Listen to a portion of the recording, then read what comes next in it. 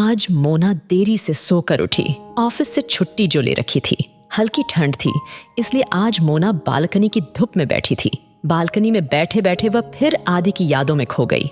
कैसे वह घंटों इसी बालकनी में आदि के कंधे पर सर रखे बातें करती रहती थी, और आदि उसे तो बस मेरे घुंघराले बाल मिल जाए, घंटों मेरे बालों में अपनी उंगलियां घुमाए, मुझे यह एहसास दिलाता रहता कि मैं हमेशा तुम्हारे साथ हूँ।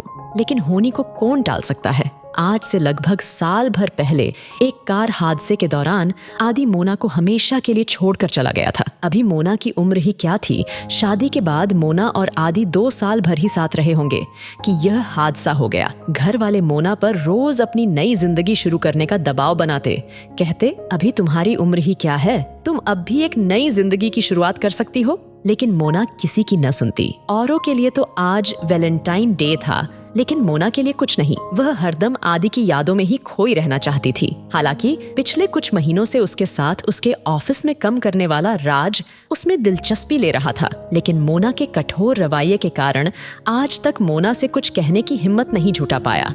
लेकिन वह मोना की हर संभव मदद करता है, वह चाहे ऑफिस का काम हो या फिर बाजार का कुछ काम। आज तक उसने मोना की हर पल सहायता की है, और शायद इसलिए मोना का स्वभाव भी अब राज के लिए बदलने लगा था। अब मोना ऑफिस जाते हुए अपने पहनावे पर भी ध्यान देने लगी थी। जाते जाते अब वह एक बार आईने में खुद को जरूर देख लेती। बस यही सोचते सोचते वह बालकनी की धूप में बैठी थी।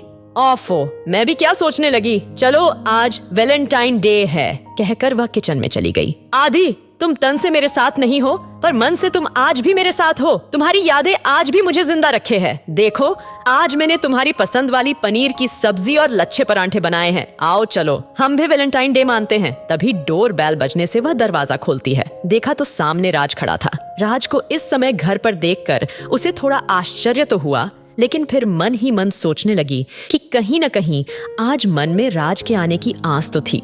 अगले ही पल बिना कुछ कहे राज ने अचानक गुलाब का फूल देते हुए अपने प्यार का इजहार कर ही दिया। मोना ने मुड़कर आदि की तस्वीर की ओर देखा, मानो आदि की तस्वीर ही इस पवित्र प्रेम को अपनी स्वीकृति दे रही हो, और मोना ने मुस्कुराते हुए फूल ले लिया।